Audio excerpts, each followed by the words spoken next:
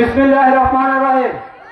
আজ ১ নং Ganapati union BNP এবং অঙ্গ সংগঠনের উপস্থিত আলোচনা সভা উক্ত সভার জন্য ১ নং গণপতি ইউনিয়ন বিএনপি সহ সম্মানিত সভাপতি শাহ মোহাম্মদ উমর ফারুক মাস্টার সাহেব।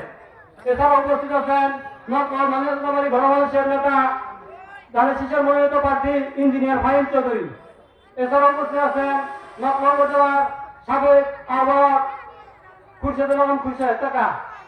এছাড়া উপস্থিত আছেন আমার ১ নং গণপতি ইউনিয়ন ছাত্র দলের সকল নেতা কর্মী, সবাইকে আমার সালাম, আসসালামু আলাইকুম। আজ যে আলোচনা সভায় উপস্থাপন করা হয়েছে, এই আলোচনা করতে গেলে বলা হয় দীর্ঘ ১৭ বছর আমরা কোনো জায়গায় কথা বলতে পারিনি, কোনো ভোট দিতে পারিনি, নিজের ভোট দিতে প্রত্যাখ্যান করতে পারিনি। আজ সেই দিন এসেছে, আপনারা আপনার নিজেদের ভোট পছন্দ মতো দিবেন এবং ধানের শীষের প্রতীকে দিবেন। আজকে ১৭ বছর পরে আপনারা এখানে অনেক উপস্থিত হয়েছেন। বিগত দিনে আপনারা কেউ এভাবে রাস্তাঘাটে ঘুরতে পারেন নাই। আওয়ামী লীগের সন্ত্রাসী বাহিনী সবাইকে অত্যাচার নিপীড়ন নির্যাতন করেছে। সেই দিন অবসান ঘটেছে, সেই দিন অবসান ঘটেছে, আপনাদের স্বপ্ন পূরণ হতে যাচ্ছে। আমি আমার ১ নং গণপতি ইউনিয়নের জনগণের ভোটারদের বলতে চাই, আমাদের এলাকা এখানে নানা রকম সহজীবী মানুষ আছে, মৎস্যজীবী মানুষ আছে।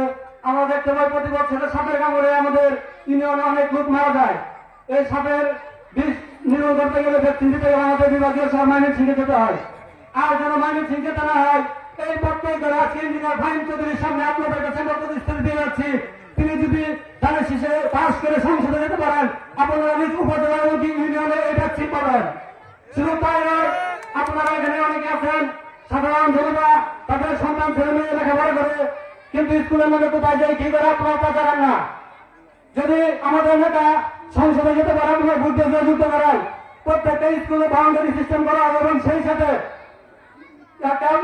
এবং মেশিনের মাধ্যমে জানতে পারবেন আপনার ছেলে স্কুলে গেল কিনা। সেই স্কুলের গেটে ফিঙ্গারপ্রিন্টের মাধ্যমে আপনার জানতে পারবেন ঘরে বসে আপনার ছেলে স্কুলে গেছে কখন বের হয়েছে। এবং প্রত্যেকটা স্কুলে বাউন্ডারি করে সুন্দরভাবে ছেলে মেয়েদের লেখাপড়ার জন্য আর আপনাদের এদিক সেদিক করতে হবে না, কোনো দুশ্চিন্তায় থাকতে হবে না। সম্মানিত উপস্থিতি, এখানে অনেক নেতৃবৃন্দ আছেন, ওনারা কথা বলবেন, আপনারা ধৈর্য সহকারে কথা বলতে শুনবেন। এই বলে আমি আমার কথা শেষ করছি। বাংলাদেশ জিন্দাবাদ, ১ নং গণপতি ইউনিয়ন ছাত্র দল জিন্দাবাদ।